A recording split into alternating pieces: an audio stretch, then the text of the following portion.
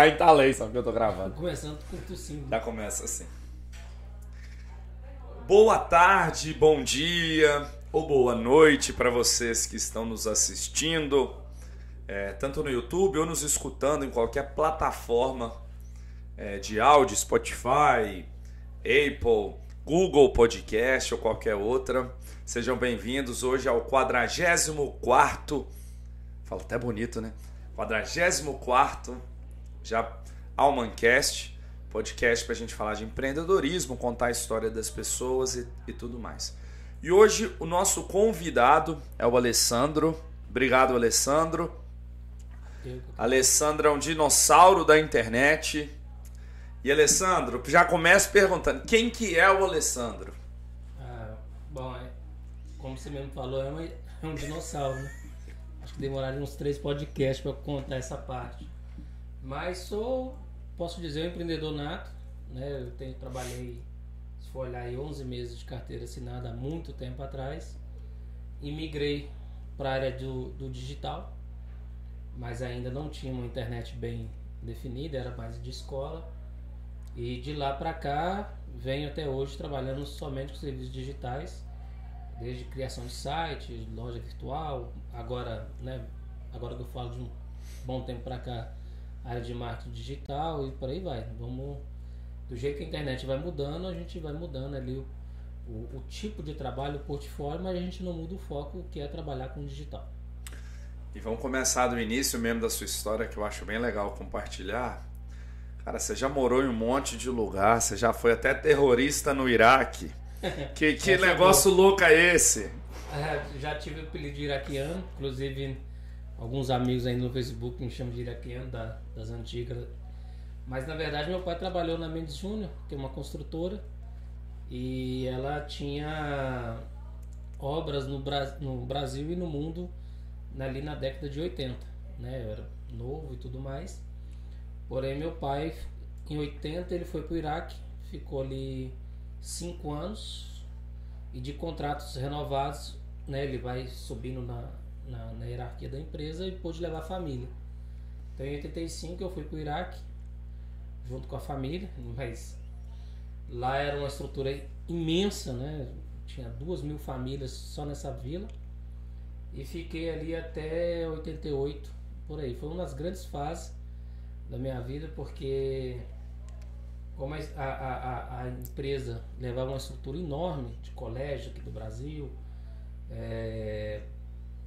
a vila oferecia, né, professores de vários tipos de esporte para a gente ter atividade, e à noite tinha até, como é que fala?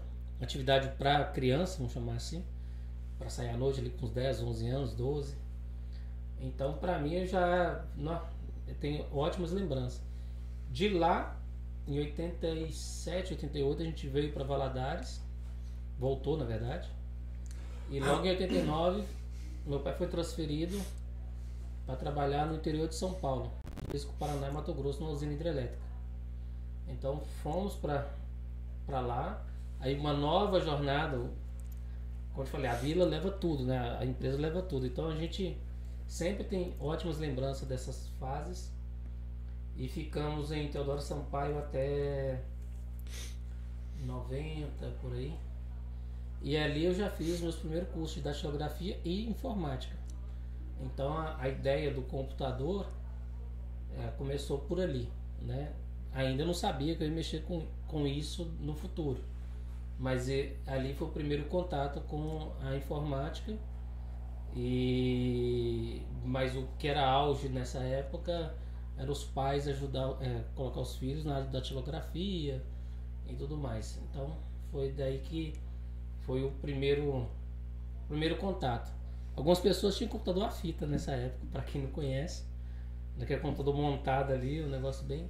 Não na escola, mas em casa já tinha alguns jovens ali que gostariam de explorar a área de eletrônica e mexia com computador a fita. Não, em 90, cara, eu lembro de computador na minha vida a partir de mais ou menos de 95, 96. Aí já era os DX 386, 286, 386, 486. Isso. Agora, antes disso, eu não lembro, não. Antes disso teve uma era, não é nem um tempo, uma era ainda. Porque tinha os CP, PC e XT, aí que veio os AT. AT 286, 386, eu acho que é mais ou menos por aí. Não lembro muito bem da sequência, mas muita gente lembra dos monitor verde. Uhum. Então o monitor verde era antes desses aí que você falou, de 95. 95, eu já nem lembro a idade que eu tinha. Também esqueci a idade fácil. Sou de 86, 95 eu tinha 9. Minha mãe me colocou num curso de datilografia, só que era, eu não vou nem lembrar onde que era aqui, cara, que era uma datilografia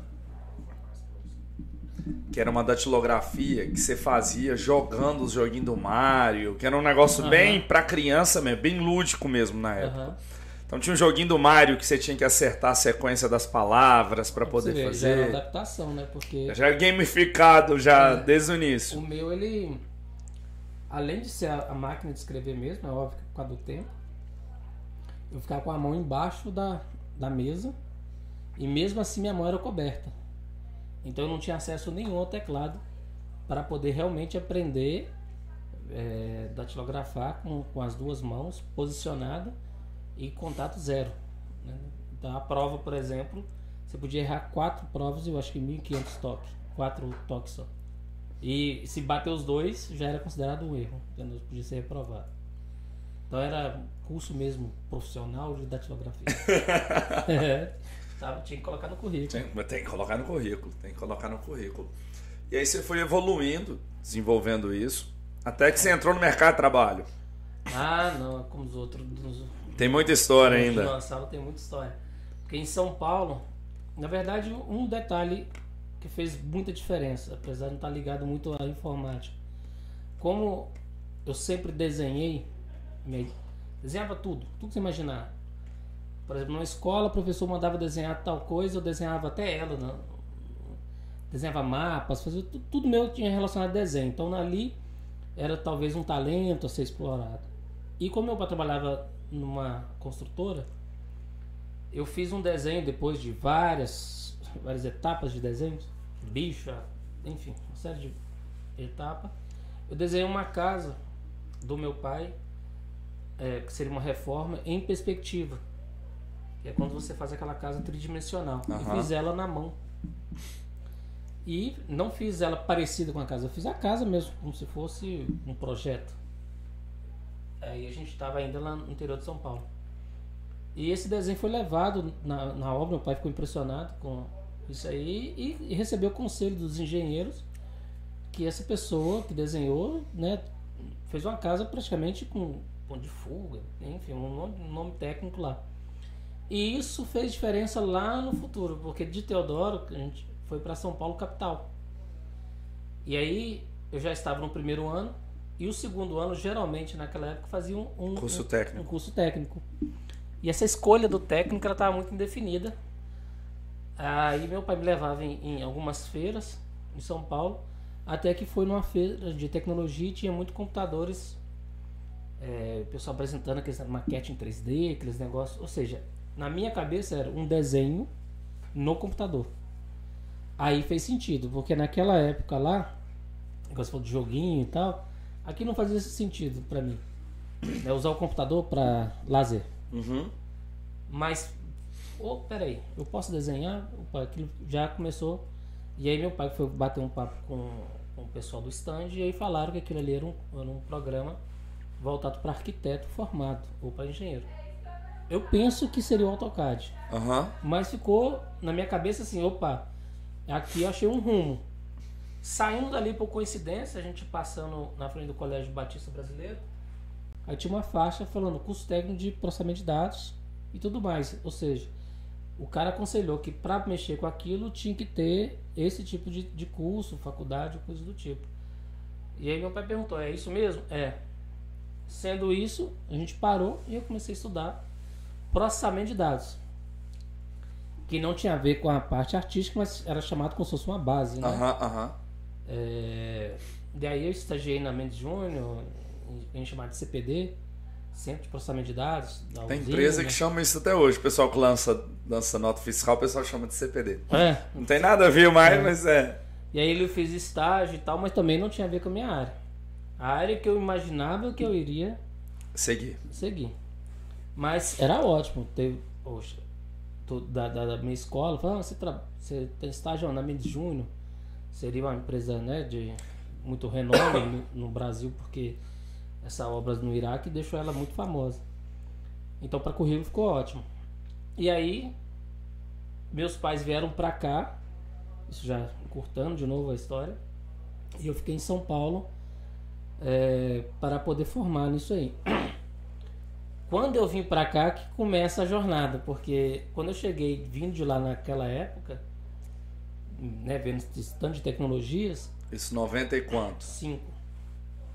Falei assim, vendo algumas cidades assim para chegar aqui, depois eu falei assim, não, aqui não tem nada disso. É que ele me incomodou um pouco, mas mesmo aqui meu pai arrumou um trabalho para mim na área de informática, né?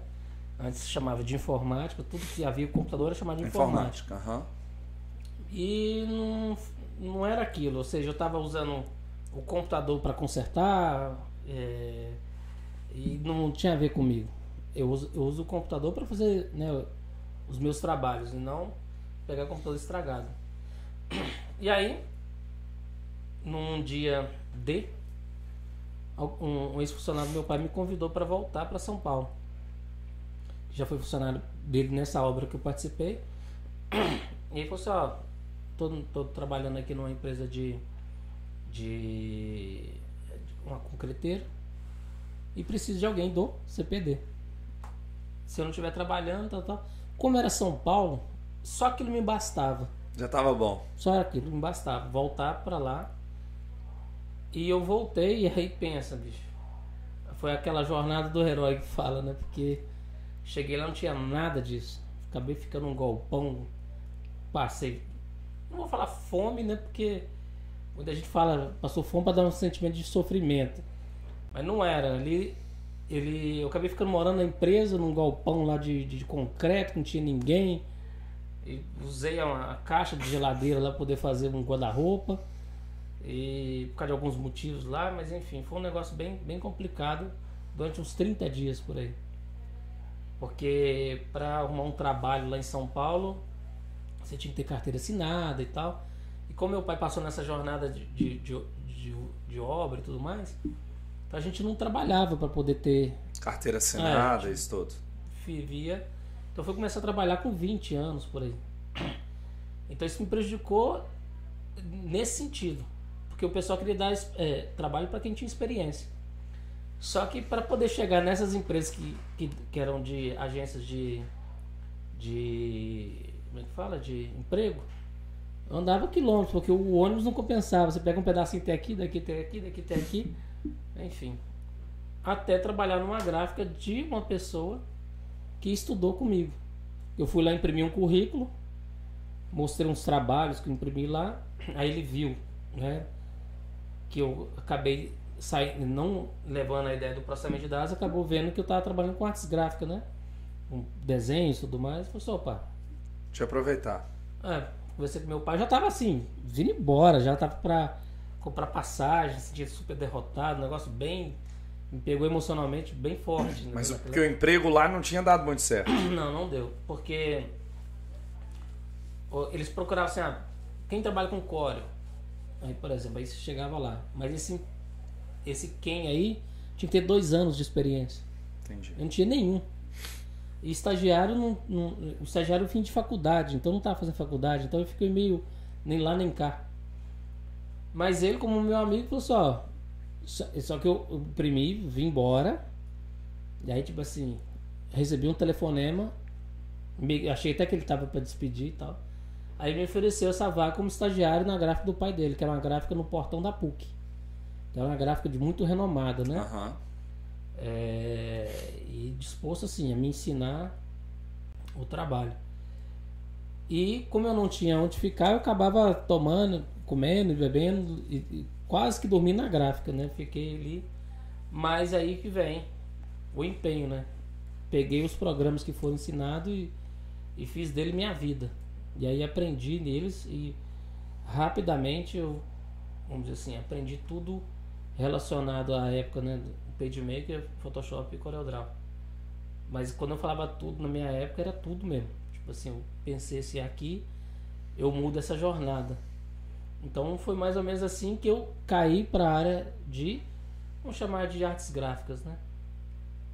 Daí para frente eu logo, vamos dizer assim, mudei, né? Consegui uma casa e tudo mais. Para bem longe do centro de São Paulo. São Paulo, para poder conseguir pagar, tem que ser longe. Só 2 horas. De ônibus. De tudo, né? A pé até um tanto, de trem até outro e a pé de volta. Ou ia de ônibus nisso aí para poder. Mas aí você economizava. Um negócio bem puxado. Mas fazendo de novo a história longa, com 11 meses eu já saí dessa gráfica e comecei a empreender.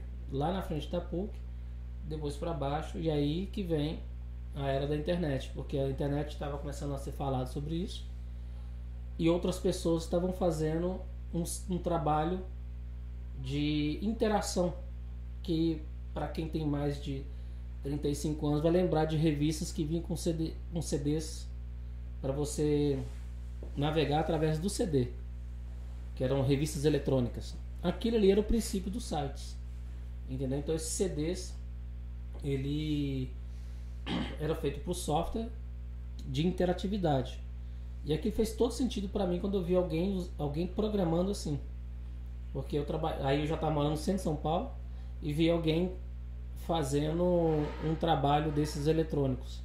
Eu falei, opa, vai dar para mim aqui.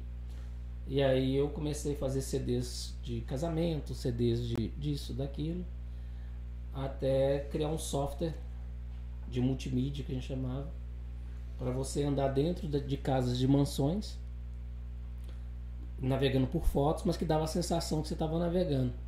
E como ninguém tinha internet nessa época, foi um negócio assim, daqueles bem disruptivo. Era um Google Street View no CD. No CD. Então a ideia era você pegar uma mansão, fotografar e ligar tudo aquilo ali, igual Street View. E a gente cortava ele no formato de um cartão de visita, para a imobiliária entregar para uma pessoa em potencial para levar os imóveis e os corretores e trabalhar isso, fazer uma apresentação como essa TV, com a família e tudo mais. Esse era o projeto. Mas, como diz outro, foi avaliado por uma imobiliária lá por $1,5 milhão na época.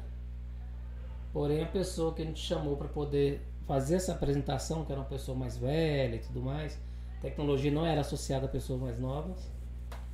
Essa pessoa, ao invés de ficar com os 20% prometido pela essa intermediação, que era comum entre agências, né? Ele inverteu. Ele falou assim, olha, tem uma empresa interessada, tem X casas, tal, e eu quero ficar com a maior parte, porque eu que vou ser o responsável. Então a empresa é minha. Isso gerou uma descontenda ali, a gente acabou não fazendo foi nada e as pessoas começaram a nos dar problema e tudo mais, porque, como se fosse assim, dessa forma eu pulei fora, é o famoso puxar o freio de mão, né? E ele quis aproveitar mesmo do trabalho de vocês e tudo para ganhar o dinheiro. Não fazia sentido, né? Porque até matematicamente fazia sentido, porque os fotógrafos queriam tirar essas fotos. Então esse percentual para a empresa em si, como um negócio completo, não dava. E a justificativa de que a empresa era ele. E aí ficou aquele jogo de ego, né? A empresa é de quem? De quem faz, de quem vendeu, de quem apresentou. A gente também não tinha maturidade para contrapor, já que ele tinha uns 50, 60, já um cara que já foi de mercado, de né? mercado, uma pessoa, né, bem, vamos dizer, a gente o chamou justamente por isso, que é um cara muito experiente. Então foi maturidade, foi, não foi, de uma certa forma, sendo ou não sendo, todo mundo perdeu. Todo mundo perdeu. E eu vim pra cá, pra Valadares, voltei, né, na verdade. Isso em 88 para 89. E aí eu fiz uma parceria já, cortando de novo, uma parceria com a WKVE, que era um provedor, e ainda é um provedor muito grande. E nessas indicações eu falei assim, olha, eu faço o seu site, os seus negócios, e você me indica, e aí eu faço o site para os seus clientes, e aí a coisa aconteceu. Então eu acabei montando em 2000, eu fiz alguns trabalhos em 99, no final ali. Em 2000 eu montei a agência interativa, que foi considerada ali a primeira empresa do leste de Minas. Eu chamo isso com um título assim, porque a gente não conhecia nem se fosse leste ou norte, né? Até porque a internet não era tão divulgada para você pesquisar e falar assim, opa, tem uma empresa em tal lugar. Mas eu sei que aqui não tinha uma empresa. Tinha, às vezes, dessa época, nós, pessoas que sabiam, somente os programadores, que sabiam fazer um site, mas faziam um site, vamos chamar assim, praticamente um Word online. Visualmente ele não tinha. Em 2000, era no front page. Nossa. O pessoal fazendo front page. Como esse software aqui de multimídia meu era da Macromédia, ela que fez o Flash e o Dreamweaver, né? Então, quer dizer, a maneira com que o software foi projetado, eu já era acostumado com ele. Mas como mexia com o Premiere e o 3D Studio Max, então eu já tinha essas habilidades com manipular imagens tridimensionais. Então os sites que supostamente os programadores faziam, como era só para poder funcionar, os meus já tinham uma arquitetura que eu escolhesse, por exemplo, um site todo de pedra, vamos chamar assim, ou todo de madeira, com efeitos de botão e tudo mais, era um negócio muito assim, por exemplo, muito diferente, né? Então a gente foi chamado para faculdade, para palestrar, falar sobre e tal. Então era uma coisa, e eu manipulava muito imagem, entendeu? Eu vou entregar a minha idade. Nessa época eu já fazia no Dreamweaver. Site também, basicão, usando os botãozinhos flash, que aí você botava uma imagem para poder aparecer, ou então um degradê no botão. Isso. Esses eram os grandes efeitos. Era um negócio por aí. Isso, 2003, 2004. Isso. Que era o finalzinho do front page e o início do Dreamweaver. Exatamente. Foi quando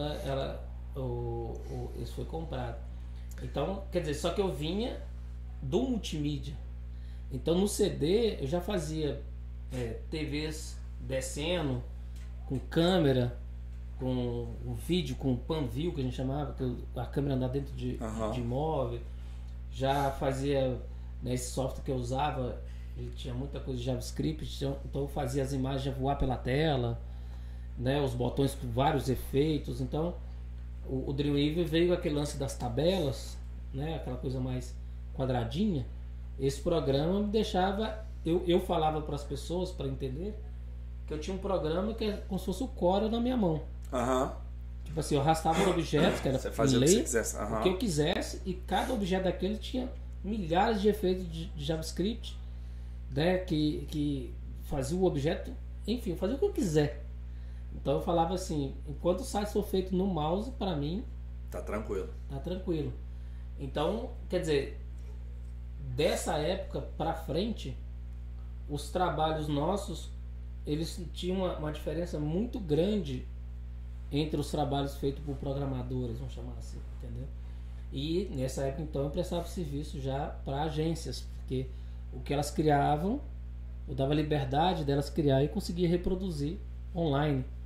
E o pessoal estava encaminhando ainda, né? Então foi um espaço de tempo muito diferente. Nós estamos falando de um tempo que eu era adolescente, eu ficava feliz da gente ganhar aquele CDzinho da AOL, que dava 3 meses de internet do navegador dele lá de graça, que você instalava no seu computador e ele era o discador que você não precisava pagar.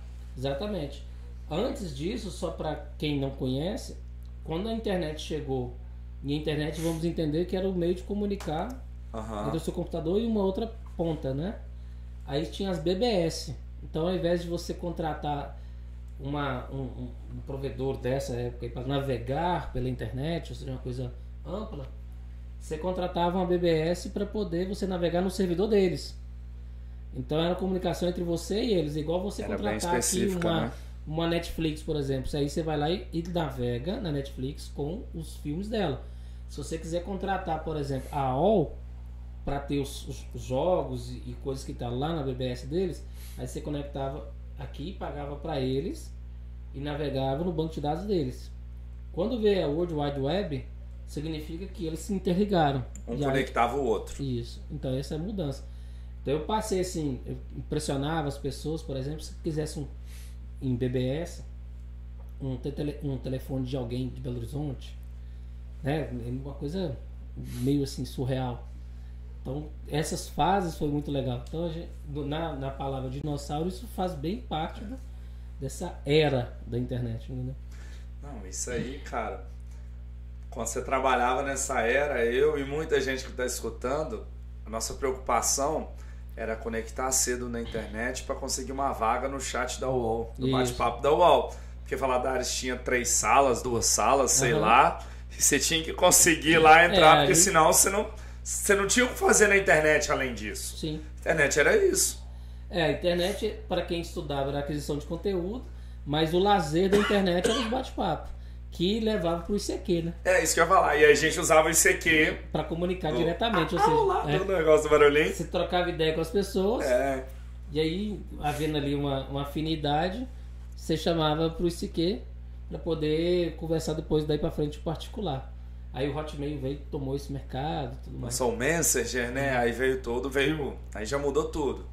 Vai mudando os modelos, né? Tanto é que ele lançou, acho que era Space na época, que seria a primeira, eu acho que ela foi a primeira rede social, que era você ter o perfil e tudo mais, mas não vingou.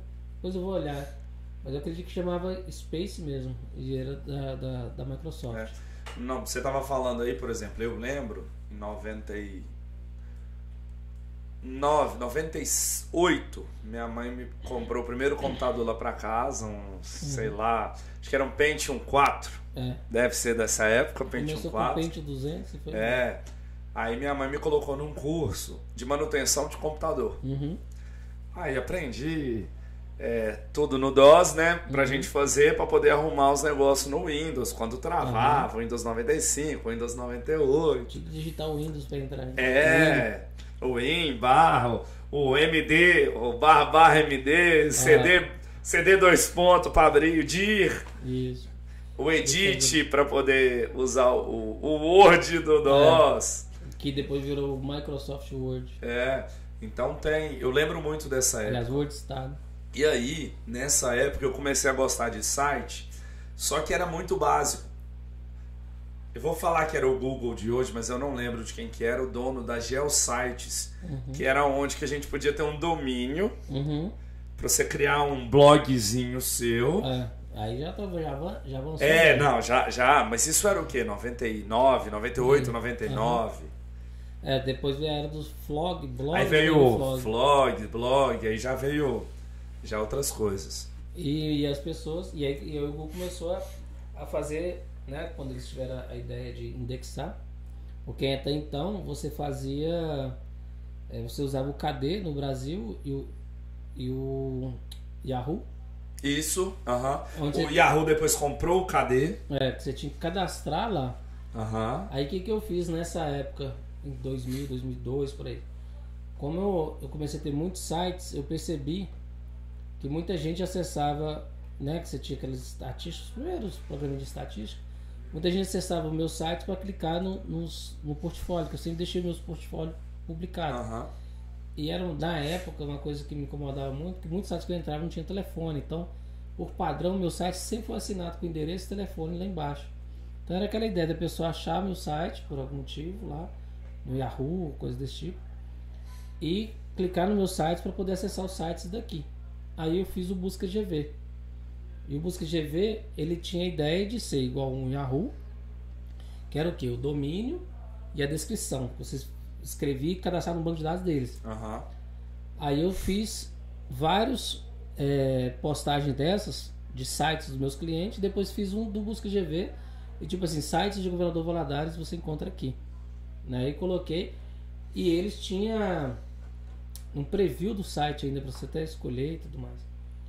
Então ele foi muito pesquisado. Muitas pessoas bem assim dessa época às vezes lembram da empresa porque ele usava muito o Busca GV. E esse Busca GV cresceu, tendo como eu fui tendo muitos clientes daqui, Aham. eu comecei a ficar meio bairrista. Tipo assim, eu tenho que vender meus sites e como diferencial oferecer uma plataforma de divulgação. Então eu usei muito como aquela coisa, assim, aquele bônus que se fechar comigo, entendeu? Comigo você faz o site E ainda eu te dou. e aí eu te dou uma plataforma para você divulgar. E como eu fiz, por exemplo, vários sites de imóveis, que nessa eu estava dominando o mercado de imóveis com uma outra parceria. Vários sites de carro, de revista online e tal. E eu tinha acesso aos bancos de dados, eu mesclei esse banco de dados Você linkava. e aí fiz um portal similar, na minha época, similar, eu falo de intenção, igual um UOL. Tipo assim, na página Aham. tinha entrava lá, tinha de carro, site, você lia uma revista e tal, tudo esses parceiros clientes meus. E uma coisa interessante, que até isso saiu até nos jornais de Minas, através de uma ideia de um parceiro, a gente colocou uma câmera, né, que eu ficava num prédio, filmando a Ibituruna, para poder transmitir online na Ibituruna, para que o pessoal do Voo Livre pudesse ver como está a Ibituruna hoje, as condições, né, visuais dela, para poder vir para o final de semana e tal. Isso também deu uma audiência. Com essas câmeras a gente foi para a Expo Leste e fizemos a primeira empresa a transmitir uma feira online. Isso tudo foi dando mídia junto com a história do negócio, entendeu? Então, com os outros a gente estava subindo de elevador, vamos chamar assim. Você também estava na primeira transmissão de funeral online, não? Então, essa daí, quando veio a ideia de transmitir online, porque foi muito engraçado. Para quem nos escuta e não tá, nós somos de Valadares, onde tem muita gente nos Estados Unidos. Isso. Então já fazia sentido naquela época isso. Exatamente. Então, dentro dessa sua fala, eu entrei numa feira, naquela mesma feira, né, que eu conheci de nome aquela, que eu vi os negócios, chama Fenasoft, e vi que eles estavam com câmeras, só a foto de agora, mas não tinha aquela sensação de estar transmitindo. De transmitindo. E percebi que eu podia fazer um tipo de trabalho numa telinha, tipo questão de pop-up, que eu podia dar refresh rápido. Uhum. Então a mesma coisa que ele usou para tirar a foto, eu tirava a foto de uns segundos, mas dava refresh, daí dava sensação de movimento. Tipo um GIF entre aspas. Isso, um GIF montado online. E por isso que a gente falava de feira ao vivo. Que na verdade era um refresh de foto, né? E dentro disso aí, né, e eu como atendia muitos corretores, muitos pedristas, começou a ver, né, essa ideia de transmitir também isso aí para os Estados Unidos. Então, por exemplo, o cara tem uma imobiliária, está construindo, quer mostrar em tempo real como é que está a obra para quem está fora, posiciona um webcam na janela, como a gente fez com a Ibituruna, e filma a obra, né, para aqueles quando tem um escritório. A pessoa quer vender uma pedra, por exemplo, até chegar lá uma foto, fazia assim, essa partezinha do site meio particular, passava o link, ficava mexendo na pedra para poder ver o brilho e tudo mais. Então acabamos usando muito essa ideia de online sem ser online, né? Aliás, era online, mas porque a gente pensa como streamer, né? Não era streaming que hoje... porque a internet era muito lenta, muito lenta. Nós estamos falando de kbyte, nós não estamos falando de mega. Era 14 KB. Essa época, pra você baixar uma música de 1 mega... Você deixava lá de noite, né? Porque pra rodar. Pra quem não sabia, as operadoras, elas colocavam... Pra quem conectasse depois de meia-noite, via linha de escada, ela cobrava só um pulso, que era só um valor só. E aí você podia ficar online até de manhã. Então, né? E era caro ficar online de dia. E você bloqueava a linha telefônica. Ninguém ligava e você não recebia ligação. Então a gente... O João não viveu isso não. O João aqui não tem idade pra isso não. Não, e o João fica, na verdade, preocupado porque tem só 5 megas, né? De transmissão. 5 megas só para... Custava $1.000 1 mega. Se você quisesse ter um provedor de internet, era mais ou menos essa uma precificação que você contratava da Embratel para você ter. Você redistribuir. Isso. E aí, enfim, comprava ali uns linhão de vários telefones, né, com número, mas você ligava ali para poder colocar os modem e aí oferecer internet pra galera. Então, com os outros. Porque era uma luta. Era um programinha, era um discador, era um discador que usava o computador, que era, para quem é novo, gente, você colocava uma linha telefônica dentro da placa de rede do computador. Isso e aí ele fazia uma ligação mesmo, era uma ligação mesmo que ele fazia pro provedor. Na verdade não era nem a rede, era um modem que ele tinha duas portas, uma entrava a linha telefônica nele e a outra saía se você quisesse fazer o atendimento. Isso. Aí você até colocava falar. dali você colocava no seu telefone de novo para você falar, e aí os call centers começaram assim com atendimento e tudo mais. E aí você discava, ele conectava no servidor, negociava sua senha ali, e aquilo às vezes dava muito erro, e depois que você conseguia a conexão, ainda assim, você está online a 14.400 KB por segundo. Por segundo. Entendeu? Então era bem lento. E aí para fazer os sites, por exemplo, você tinha um rumo que, mesmo que você usando imagem, já tinha que ficar com, acho que era com 100k, 100 KB tinha que ter o site inteiro, para ele poder ficar, vamos chamar assim, navegável. Então eu que manipulava imagem tinha que ter uma habilidade, como eu tinha com Photoshop, para fazer imagem pequena e ela ser baixável. Daí que veio o GIF. O GIF, como ele era 256 cores só, animadinho, vamos chamar assim. E aí a gente usava ele com cores indexadas. Um negócio bem... Era uma luta, diz o outro. E aí nessa época você programava em HTML, não? Não, eu usava esse programa. Entendi.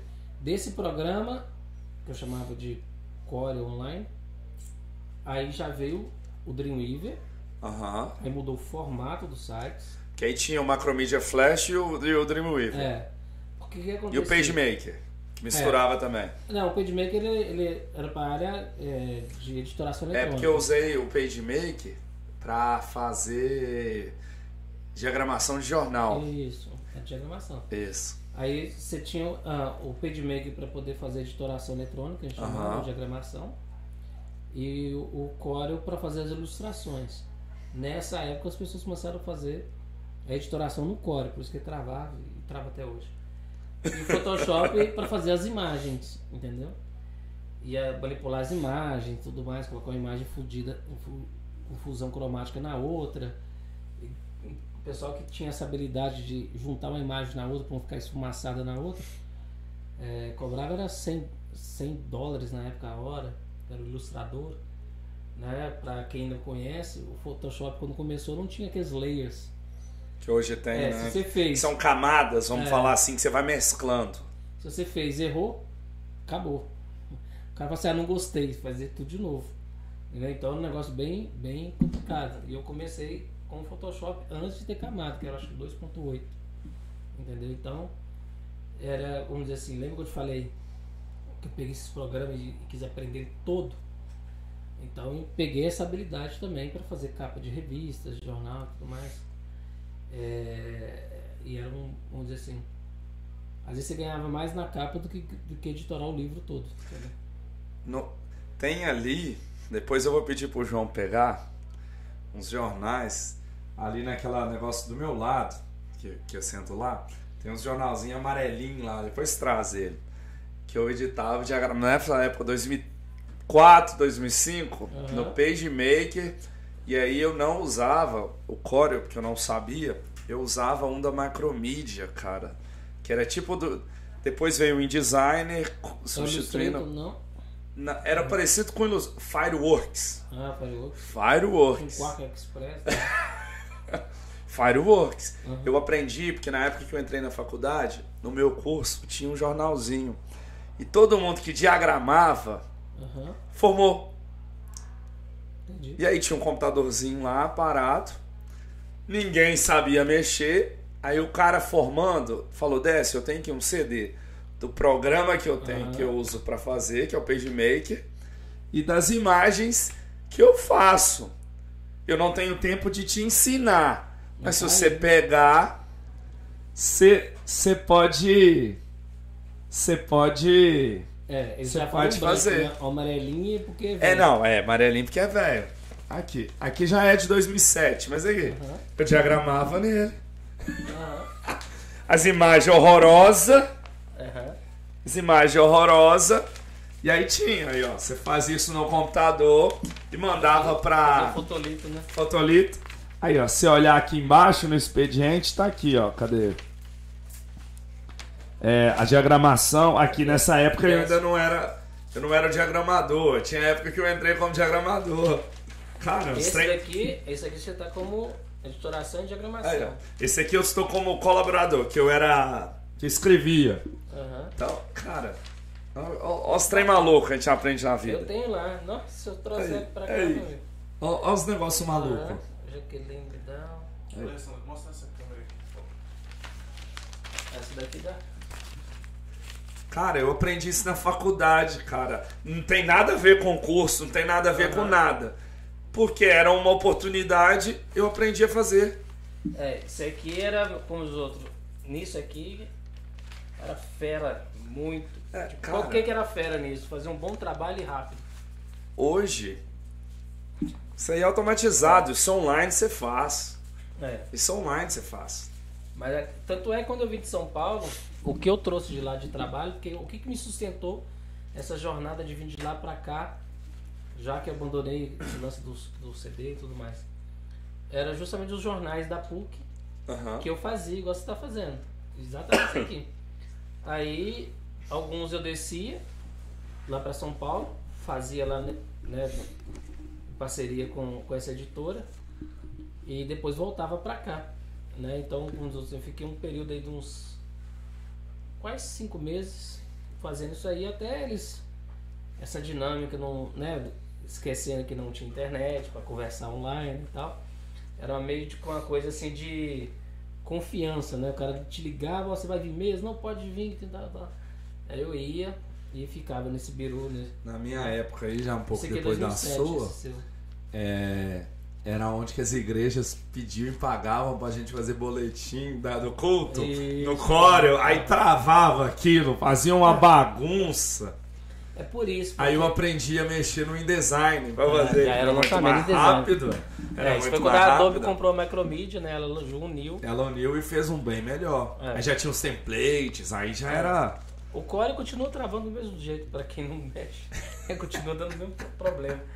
E isso aqui, para quem também não sabe, depois que o designer fazia, né, a editoração, cada foto dessa aqui, para ela não ficar, vamos chamar ruim, Esquelada, né? Sei lá os termos que o povo usa. aí mandava pro birô, e no birô você fazia os scanners de alta resolução. E aí substituía eles aqui para poder isso aqui sair nítido no papel. Então esse foi um dos trabalhos que eu fazia naquela época à noite. Trabalhar numa editora para poder fazer isso aqui, né? Já que as agências, mesmo a agência grande, fazia lá do jeito dela lá.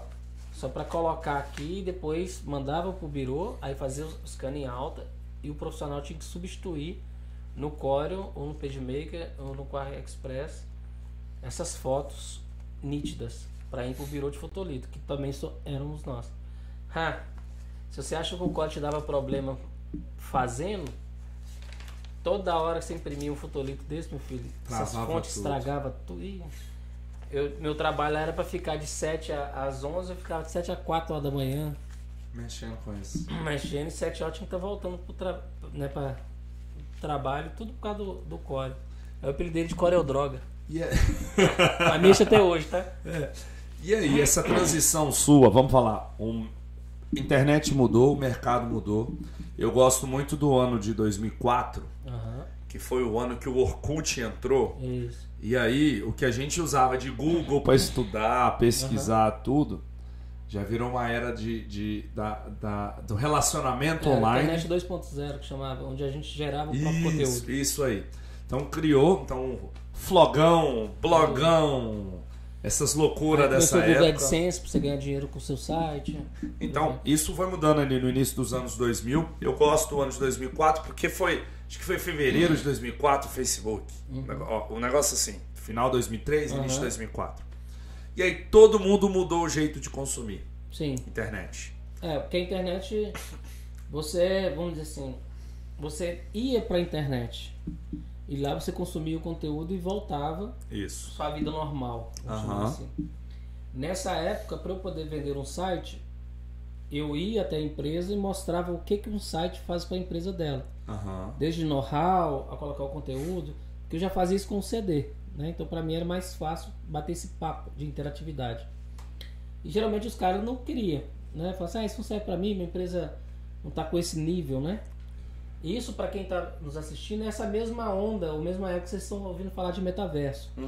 Você sabe que está na Globo, sabe que está ali, está aqui, mas você mesmo não sabe exatamente o que é. Então o site era a mesma coisa. E esse foi o gancho que eu pegava para falar assim, então eu vou aí te explicar o que é o metaverso. Para eu te ensinar e mostrar. Na verdade, te mostrar que o dia que sua empresa precisar trabalhar com, aspas, o site, ou na nossa brincadeira aqui no metaverso, você já sabe que uma pessoa aqui da nossa cidade, em Valadares, ela já sabe fazer. Então a ideia era meio que apresentar que era possível fazer e aí desenvolvia ali um orçamento, né? Ele via que não era um bicho de 7 cabeças, e eu também apresentava isso como uma coisa muito simples. Eles achavam que eles tinham que entender disso. Então, durante um bom tempo, até 2010, por aí, eu falava que eu criei a minha onda para poder surfar nela. Então eu falava nessa época que eu vendia site, vendia ideia. De 2010 para frente, 9, 10, aí as pessoas começaram a me comprar site. Entendeu? Aí isso muda muito, até o preço muda muito. Quando alguém te procura, quando você procura uma pessoa. Com certeza. Então eu já não precisava mais explicar o site. Aí eu só precisava explicar como eu vou fazer e como nós vamos usar ele. Então mudou. E aí começaram a ter várias empresas dessa área, desse ramo, na área de desenvolvimento, aí chegou várias tecnologias, por aí mais. A era do compartilhamento, né? Então, desde conteúdo compartilhado, como o próprio carro, o Uber, Airbnb, tudo essa época de 2009, Facebook, depois do filme, né? Ficou muito famoso no Brasil, as pessoas acharam que tinha um brasileiro envolvido, hoje ele ganhou tração aqui, né? Mais ou menos por aí. E então isso tudo mudou o nosso negócio, mudou toda a forma, né? Veio as plataformas, né, que não cobravam mais, igual o WordPress, por exemplo, você podia usar, que era gratuito, muita coisa gratuita, né? Muitas plataformas de fazer site, então realmente aí é uma nova história. Aí muda tudo de novo para poder fazer. E aí depois o Facebook já até tinha, porque o foco do Facebook não era tanto em vender no início. Era comunidade, era os textão lá de depoimento. Depoimento era o Orkut. Então você tinha isso. Mas aí o Facebook começou a mudar, as pessoas foram migrando, trabalhando. E aí começou a vir muito o perfil da empresa, começou a mudar muito essa questão. Vi muito comercial mesmo nesse ponto. E aí as empresas se atentaram peraí, além do site, eu preciso ter uma presença dentro da rede social Facebook. Começou a ideia da comunicação online, na verdade. Apesar de a gente comunicar do ICQ, mas a visão era meio pessoal. Não era de negócio, né? Então, quando você tinha em 2010, por exemplo, um site, já tinha o Google, né, o ranqueamento e tudo mais, você tinha ali como um padrão para ter a sua empresa online. Aquilo era o online.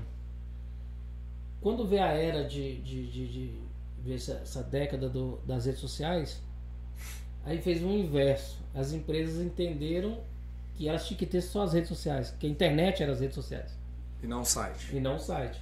Depois de alguns bloqueios, de alguns entendimentos, viu que ali, né, que seja o que nós estamos vivendo agora, o que a gente explica para os proprietários de empresa, é que as redes sociais é um lugar de atração de cliente. E a conversão vai para algum lugar. Essa conversão aí, o site, a loja virtual, o próprio... E é bom, esse ponto que você falou é muito importante, dá um corte bem legal até pra gente fazer no Instagram e tudo. É o seguinte, Rede social, ela tem um dono e não é você. Uhum. O conteúdo que você gera ali, a partir do momento que você coloca, ele deixa de ser seu para ser um conteúdo compartilhado. É isso. As pessoas podem fazer o que quiserem com aquele conteúdo e você fala o que quiser, escuta o que também não quer. Você tá público. Ponto. É público. É perfil público. Se o tio Zuki quiser te cortar, ele não precisa nem te avisar. Ele só vai te deletar ou te bloquear. Na verdade, ele até avisa lá na política que a gente vai lá Quem e não lê, fala, quem não lê. Fala, É aquela fala política que a gente concorda lá para poder entrar. mas não sabe. E fica bravo depois. Isso. Um local na internet que é seu, é o seu site, com um servidor que você paga para estar os seus dados. Dali ninguém vai te deletar. Dali aquele conteúdo é seu. Que é justamente aonde a gente tem que levar o potencial cliente, vamos chamar de lead, né, que é o termo certo, para poder converter dentro do seu site, para a partir dali você trabalhar as vendas, trabalhar as negociações, trabalhar tudo. Dentro desse contexto, essa é o que a gente vai, esse é o nosso atendimento. Eu vou lá para mostrar para ele que o cliente, a pessoa que ele quer, ele faz uma jornada na internet. Então, ele está, mesmo que você é um cliente local, ele está online, ou seja, eu brinco que o cliente é online, mas apesar de, né, ele compra fisicamente. Às vezes a pessoa fala, eu sou, sei lá, mecânica. Ok. Mas lembre-se, ele está online. E para ele chegar até você, vai passar por um processo. Então você usa as redes sociais e o Google para atrair esse cliente, leva para uma landing page, um site ou qualquer coisa ali, para ele entender o que você faz, e aí ele entrar em contato. Opa, essa pessoa aqui, ela... Né? É lógico que esse site pode ser pequenininho, a gente chama de cartão de visita digital. Sem problema. Uma landing page, um site ou uma loja virtual. Um portal complexo, o que você quiser. O portal, né? Porque mesmo esses que só está focado nas redes sociais, eles não estão entendendo que tudo que ele fez ali, ele clicou e foi para um site. Entendeu? Na maioria, 90% deles. Então a gente mostra exatamente isso. Qual a hierarquia de acesso que ele vai fazer e como você vai ter ele como lead seu para poder depois prospectar.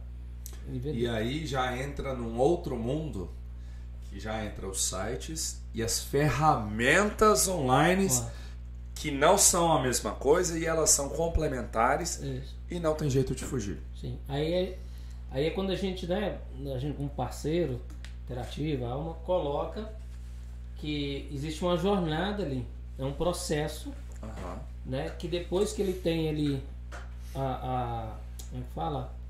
Você tem o lead, né, o interesse, a levantada de mão, aí para te ajudar, você tem outras ferramentas para poder suprir esse lead de informação, ir esquentando ele, e mandando mais informações para ver se ele está interessado no produto A, B ou C.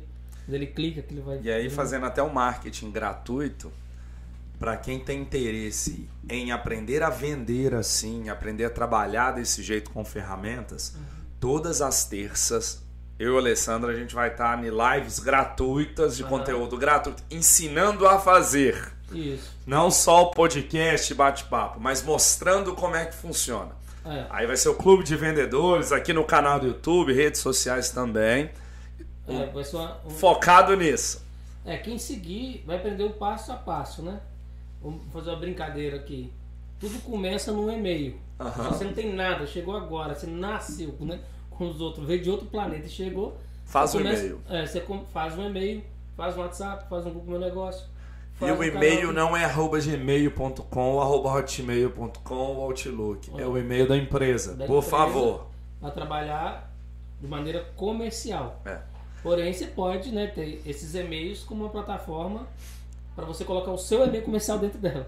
Cara, tem até hoje, dá vontade de rir. Quando o cara, não, eu tenho uma agência digital, eu trabalho com marketing digital. Fala, me passa o cartão ou me passa seu e-mail. É empresa x@gmail.com. Aí na minha cabeça, mas você está ensinando a empresa o que mesmo? O que você está vendendo? Peraí, se você trabalha com isso, como é que você não tem o arroba da sua empresa? Mas você tem um domínio. É o primeiro passo da empresa, né? Aliás, até É isso que nós vamos explicar na terça. O que seria o primeiro passo? Depende de que estágio você está. Mas são aquilo assim, eu vou ter uma empresa online, né? E você que de repente é o proprietário da empresa, o que eu tenho que ter na empresa? Você vai ter os obrigatórios, dependendo do seu perfil, você vai dar mais atenção para esse tipo de rede social do que essa. Se você for uma empresa de produto, de serviço e tal, você vai dar mais atenção para esse tipo de ferramenta do que essa. Se você tiver uma quantidade maior de funcionários, você vai ter que colocar outras ferramentas para controlar essa equipe online. Mas a ideia do podcast vai ser, isso tudo vai funcionar digitalmente. Que é essa jornada aí de transformar as empresas físicas, os processos dela, todos em digitais. E aí vem algo muito importante, que você tocou um ponto que eu tô até com um problema desse com o cliente, não tem jeito de eu transformar os meus processos digitais sem ferramentas. Sim. Então, por exemplo, quero trabalhar vendas digitalmente, eu tenho que ter um CRM. E não é um CRM, não é um sistema que eu vou comprar e nunca mais pago por ele. Não. As empresas não fazem sistemas assim. São sistemas que o pessoal chama de SaaS, né? Que é um sistema como um serviço, que é uma mensalidade que você paga, barata, para você usar. Não precisa mais, quer mudar, você para de pagar e muda para outra. Não tem problema. Então é justamente isso. Mas hoje, por exemplo, eu quero trabalhar venda interna de um serviço meu. Cara, eu tenho um CRM que eu vou colocar as informações, que eu vou trabalhar ali, monitorar as informações para integrar os setores, integrar os processos para fazer ele funcionar, para fazer ele vender. Sem o CRM, eu vou ter que fazer isso na mão.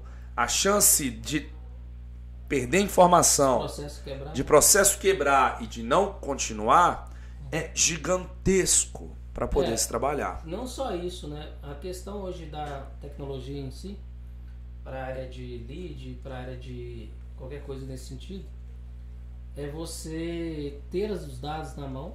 Por isso que falou que o maior ativo hoje das empresas são os dados. E você saber... Pode falar mais perto, você está falando longe. Aí. E saber o que decidir com eles, né?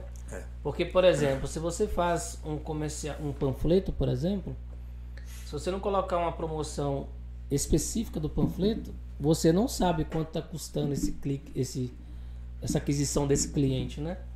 Quando você vai para todas essas plataformas que a gente colocou, você vai ter consciência de quantidade de pessoas que visualizaram, quantidade de pessoas que entraram. Se elas viraram um lead pelo CRM, ele vai te avisar que você tem que dar retorno para ela.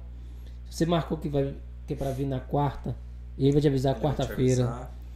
Se você passou ele de um processo de captação para um orçamento, você vai ter a listagem de que você enviou o orçamento.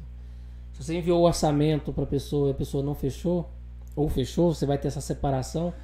E por que isso é importante? Porque você decide tudo isso em 30 dias para poder faturar. E se você esquece disso aí, às vezes o cliente vai, me liga na terça. Aí você não liga mês que vem, quer dizer, às vezes você perdeu o tempo. E o CRM, ele é muito importante. Cara, eu sou apaixonado com CRM como conceito e como ferramenta.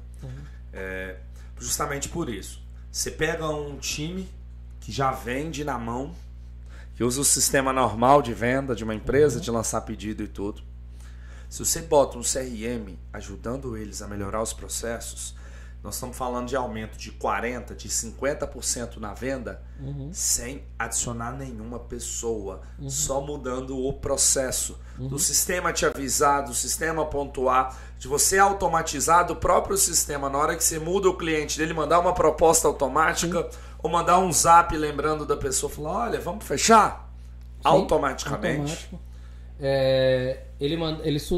Se ele estiver ligado a um e-mail marketing, ele também começa a mandar campanhas para as pessoas, independente de estágio de compra que ela tá. Aí já é um processo um pouco mais complexo, mas tudo isso a ferramenta faz. Tudo isso. Se a sua empresa tem, né, uma captação muito grande de lead, certamente você vai precisar disso ou já está usando isso? Porque é meio difícil não usar.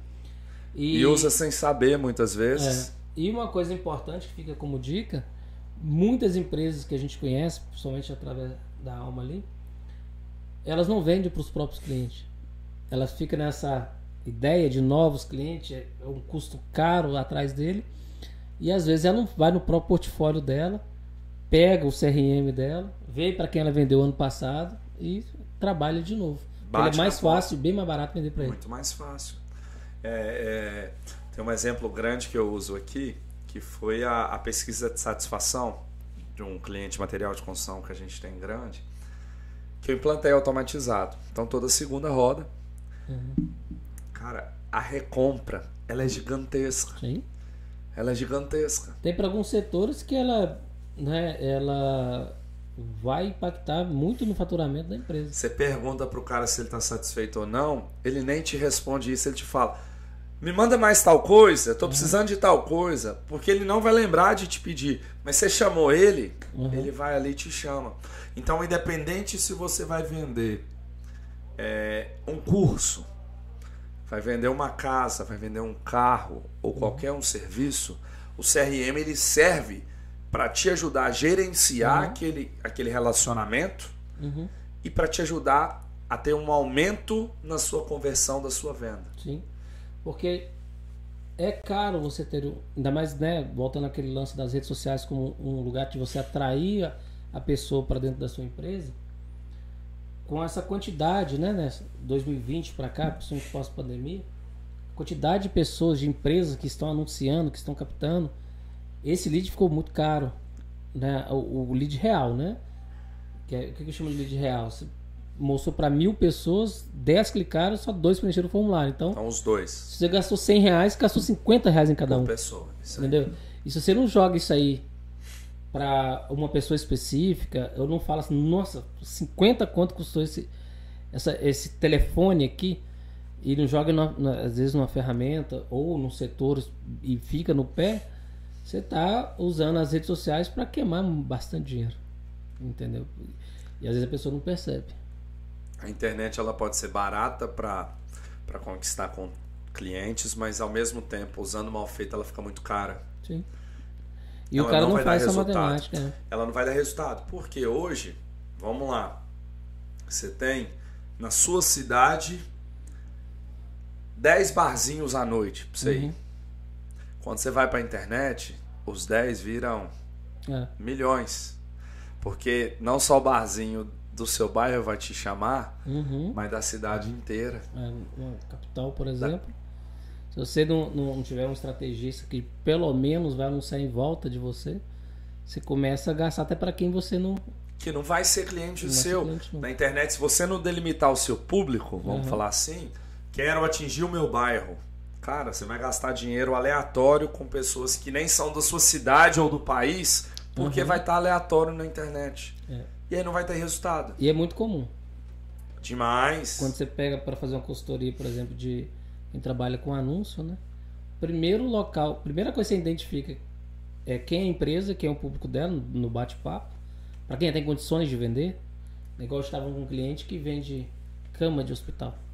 Olha o peso daquilo, várias cidades têm aquilo. Então, vai fazer um anúncio desse para Belo Horizonte, por exemplo, talvez não faça sentido, a não ser que não tenha público aqui, mas teoricamente tem que fazer para aonde você consegue entregar mais barato do que a tal cidade que concorre com você. Com certeza. Porque às vezes senão você anuncia até para estados diferentes e o imposto de um para outro não vale a pena. Aí você concorre, você gasta dinheiro à toa, você tem as grandes redes que estão tudo com marketplace, que são especializadas naquilo, que o Zezinho coloca o produto dentro da Americanas e vende mais para sua cidade do que você, porque ele sabe usar a ferramenta e você não. Sim, e isso são ferramentas. São ferramentas. Que para fazer essas integrações com os marketplaces, você tem que baixar o estoque de todo mundo. Você acaba cansando e fala assim, não, isso é difícil. Não é que é difícil, são ferramentas. E te dar trabalho, vai gastar tempo, não é do noite pro dia. Você sair do zero e começar a vender online, não é... Peraí, vou gastar agora 4 horas, vou dormir mais tarde, vou fazer... Não é. Pode acontecer? Pode.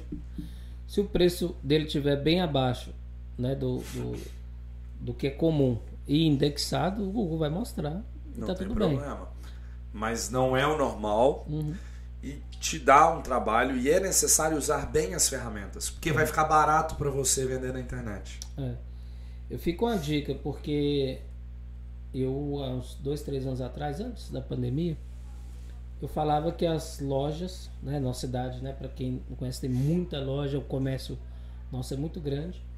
E quando você falava que de uma loja virtual, de um site ou de uma rede social, que falava que tinha que ter uma pessoa para isso, eu pensava assim, já está fora do comércio. Porque como as pessoas estão online, essa pessoa que você está falando que seria um sacrifício de investimento, ela já é a principal da sua empresa. O que eu quero dizer? Quando eu falar assim, você tem que ter uma pessoa para cuidar da sua venda online. E vou chamar de venda online como um todo, tá? O Instagram, o WhatsApp, loja virtual, marketplace é uma venda online. Essa pessoa que é fundamental hoje na sua empresa. Isso antes da pandemia. Quando veio a pandemia, pegou esse estudo de calça curta, porque não tinha esse hábito. Eu ficava esperando a pessoa na calçada e falava que o Brasil estava em crise. Não estava em crise, já tinha mudado o comportamento. Já. E é interessante isso, que os empresários só entenderam que o mercado já tinha realmente mudado quando tiveram que fechar as portas e ir desesperadamente para online. Desesperado para ir para online.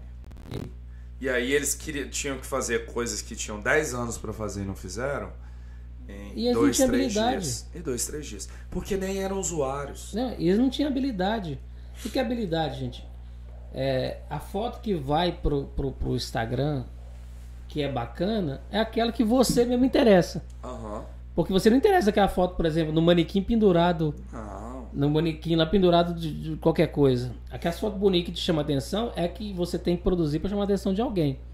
O atendimento, né, online, a estrutura de atendimento, a pessoa não tinha essa habilidade. Aí o concorrente tinha. O concorrente é muito mais dinâmico, aquele que começou antes.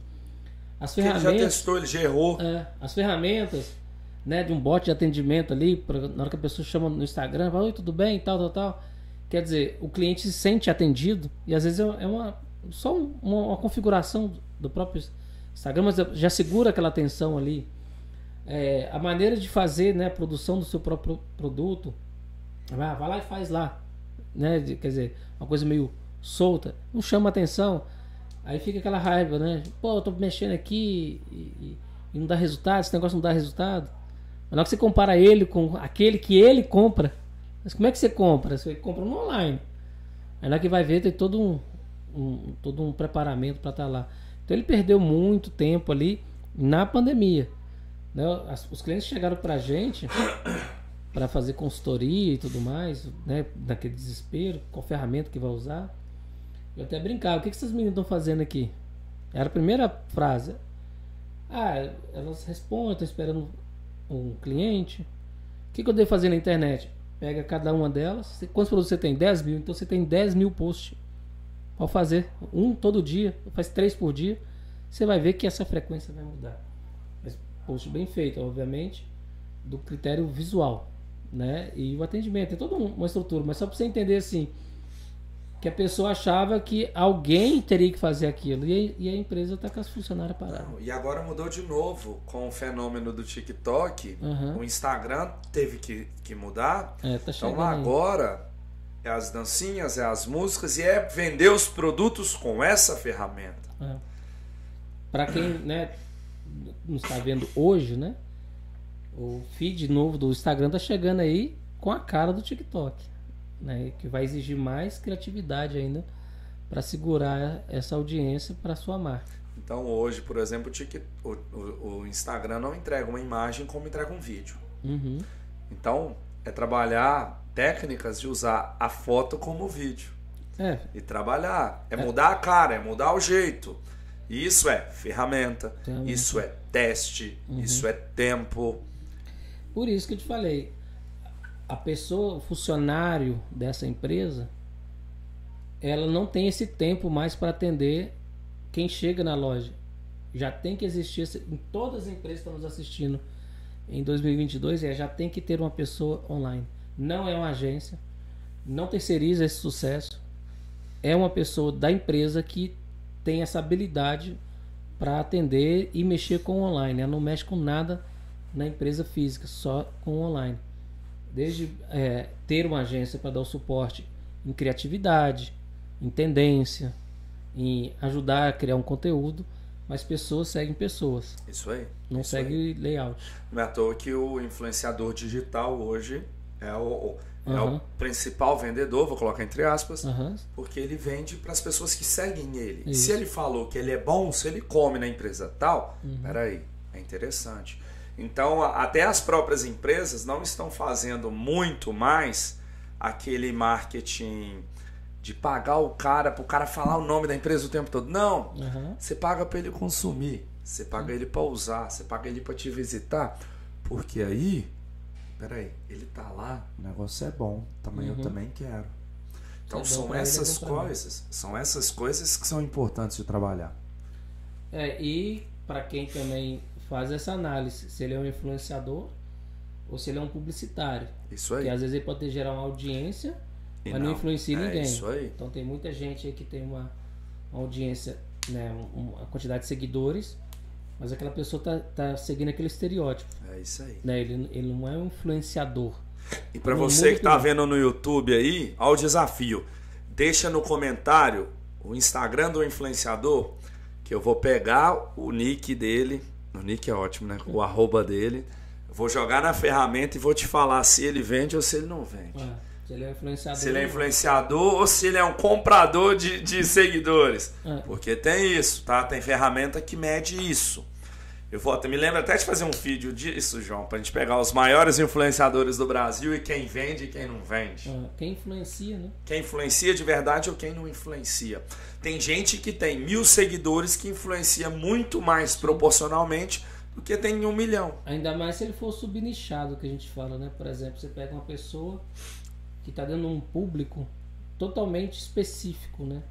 Aí ele tem uma capacidade de mover aquele público. Quem, sei lá, jogos, games, ou uma pessoa que só fala de sapato. Isso aí. Uma pessoa pública, às vezes, nem sempre Vai ele influenciar. consegue tanto. vender de um almoço a um sapato.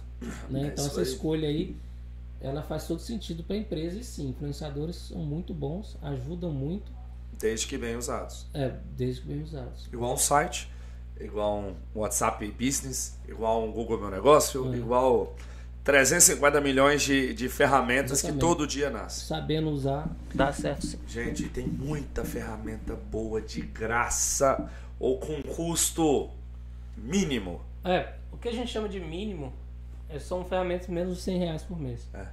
Que se você for ter um programador para desenvolver, sem gastar uma fortuna, dinheiro, tempo e ficar refém de repente daquela situação ali, pagando até mais. Então, e essa plataforma, se não estiver te atendendo, também você consegue trocar. Você troca, você muda. Então tem muita coisa para fazer. Então hoje nessas ferramentas online, você tem que testar muito por segmento. Tem as empresas inovadoras, que são as empresas que vão testando e vão fazendo. E tem quem vai depois na onda. A ferramenta já está testada, já está cara, porque no início ela era mais barata. Uhum. E aí você pega, só que já teve alguém que testou, já funciona. Sim. Então é só pegar para rodar. Só que é constância. Uhum. É o que eu brinco com post de rede social, do YouTube, do que for. Cara, o YouTube você vai soltar vídeo, meu amigo, uma vez por semana? É uma vez por semana. Tá nevando, tá faltando energia, tá o que for. Você tem que postar. Uhum. Independente da qualidade do conteúdo. Nossa, aquela semana o vídeo ficou ruim. Cara, você tem que postar. Uhum. Porque o algoritmo, ele vai medir a constância. Faz parte também das primeiras entrevistas nossas. Como crescer o Instagram? Trabalhe para ele. Isso aí. Ou paga para ele trabalhar para você. Não tem outra regra. Um ou outro. Ou você faz parte do Instagram e ele te ajuda, porque você ajuda ele primeiro. E ajudar ele é segurar a audiência do Instagram para quem está visualizando, ou seja, fornecendo conteúdo de valor. E que é conteúdo de valor? Que ajuda alguém. Como é que ele sabe que ajuda alguém? Pelo tempo que a pessoa fica vendo o que você faz. Ele soma as horas. Mas, opa, aí você trabalha para mim. Vou botar então, mais para eu tenho interesse em ajudar. Isso aí. Agora, se você quer ganhar tempo para mostrar seu produto, é obrigatório? Não. Aí você vai paga. pagar. Você quer rápido o resultado? Cara, paga. Simples. É uma troca. fácil. É uma troca. Fácil de entender. É uma troca. Ou você trabalha para ele gerando conteúdo que as pessoas ficam fixas nele, ou você, tudo bem, faz assim, não tem esse tempo e tá tudo certo, tá, gente? Isso não é nada de certo ou errado, vou pagar. E tudo bem, você contrata uma agência, faz um vídeo top, que chama atenção, vai ali, coloca crédito nele e ele vai trabalhar a estratégia que vocês criaram. Por exemplo, a gente está no podcast, nós estamos 44 episódios com hoje. Ninguém vê a estrutura por trás. Então nós temos ali uma câmera principal que é 4K. Não vou nem falar preço, senão eu desisto do resto. A outra ali é uma câmera mais antiga, mas também que na pandemia ficou muito cara. Aí nós temos ali o João num computador que tem que ter placa de vídeo, placa de tudo conectada nele, que também não tá barato. Aí a gente tem o áudio, a placa de áudio. Aí tem a placa de captura de vídeo. Aí tem as câmeras. Divide as câmeras. Os microfones. Aí tem os microfones, os cabos, o retorno. Você tem a iluminação. Ou seja, uma estrutura mínima para começar. Porque mas eu posso fazer com webcam estourada no meu quarto? Pode. Aí vem o lance do conteúdo. Pode. Não tem problema. A vantagem da internet é essa. O Whindersson Nunes começou com a TechPix e estourou. Sim. Então, comece do jeito que está. E não espere ficar pronto para começar, não. Comece para depois chegar onde você quer chegar. Exatamente, mas a frequência aí é o grande segredo. É a chave do sucesso. É a chave do sucesso. O conteúdo bom e frequência, o Instagram começa a trabalhar com você. E aí, né, vem as estratégias. Como tá no início, pega esse conteúdo bom, pouca audiência, coloca uma moedinha nele para poder ter mais seguidores, enfim. Aí vem as estratégias. É isso aí. João, nem sei quanto tempo tem de episódio. 1h16 minutos. Tá falando pouco ainda? Nós temos muito assunto. Se for desmiuçar essas jornadas todas, o que aconteceu de 5 em 5 anos com a internet? Nós vamos ficar malucos. Mas aí nós vamos deixar o gostinho para as pessoas nos acompanharem às terças. Porque aí nós vamos falar disso para quem é nichado para aquilo. Vamos escolher um tema. E vamos trabalhar. E aí é legal, gente, que a gente não vai falar sobre ferramentas só, a gente vai falar de técnica de venda, a gente vai trabalhar isso como um todo. A gente pode pegar num dia, para quem mandar, pode pedir o comentário aí mesmo, falar. Eu queria falar, meu segmento é área médica, o que eu posso fazer? A gente faz um dia só disso. A gente coloca, né, dentro desse contexto o famoso script de venda. Por exemplo, se você é médico, o que você faria? A, B, C e D, manda para cá e trata o cliente assim. Isso aí. Né? Como você vai atrair ele? Eu sou advogado, eu tenho uma indústria, eu quero representante, eu quero isso. São pequenas estratégias e dentro dessa estratégia quais ferramentas vão ser usadas. Isso aí. E aí a gente pode fazer isso cada dia, cada semana, de um nicho diferente, de uma estratégia diferente. E quem ficar pedindo para nós encher mais o nosso saco é o que nós vamos fazer primeiro. Exatamente. É uma brincadeira, tipo assim, sou advogado, como é que eu usaria a internet para atrair cliente? Isso aí. É mais ou menos nessa temática. Nessa temática. Sou médico, como é que eu usaria? Porque tem todos aqueles limites. E aí você pode chamar nas nossas redes sociais, na minha pessoal, do Alessandro, da Agência Interativa, da Alma, qualquer uma você pode chamar que a gente vai pautar eles e vai agilizar. Por isso que minha rede, até falando, chama Dicas do Ramaldes, porque a ideia é dessas dicas para cada segmento que entra em contato com a gente, que é o que a gente já faz há muito tempo. Né? Porque, só para voltar um pouquinho, como as pessoas não sabiam o que era um site, então eu já chegava com para você ter um site de X, esses são os links interessantes e essa é a forma de usar. Então a gente já vem dando esse tipo de direcionamento para todos os setores, de vender até boi, que a gente trabalhou com tudo, a gente já trabalhou com vários segmentos, por isso que existe essa somatória de experiência. Hoje na internet, se você quiser vender um boi, você vende. Se você quiser vender a picanha argentina, uruguaia de R$1.000 o quilo, você também vende. Tem público para todo mundo. Hoje a internet ela é quase democrática, ela não é totalmente porque não chegou para todo mundo, né? Porque você precisa no mínimo um celular, você precisa no mínimo um computador para poder utilizar. Mas isso tá fazendo. E aí é um papo para outro episódio, aí já nós temos papo para tudo, para a gente continuar. Beleza. Então manda aí as sugestões. O segmento que a gente vê que tem mais, né, teve mais pessoas falando, a gente inicia com ele e vamos tentar ajudar essas pessoas a formar, vamos chamar esses pequenos pacotes ou procedimentos, o processo. Desde captação do cliente, conversão e manutenção desse cliente. E, gente, nós vamos desenhar o processo para vocês mesmo. Pegar um programinha que a gente tem e desenhar. Faça isso, faça isso, faça isso. Se você quiser depois pegar e aplicar, você consegue fazer. Só para quem acompanhar, né? Aí você vai ter o download. Para quem não acompanhar lá, nós vamos entregar também assim. Não, abrir o arquivo. Não, tem que ficar mais difícil, né? Para poder fazer. Para a gente poder trabalhar. Alessandro, muitíssimo obrigado pelo seu tempo. A gente que agradece. Para quem quer falar com você, dicas do Ramald. Seria o melhor canal no Instagram e no site agenciainterativa.com.br. Ali já tem quase todos os contatos e todos os serviços que a gente faz. Perfeito, gente. Muitíssimo obrigado. Obrigado a você que está nos acompanhando no YouTube, pela estreia do YouTube, para você que está vendo os cortes, para você que está nos escutando no Spotify, nas outras plataformas. Muito obrigado e até mais. Valeu!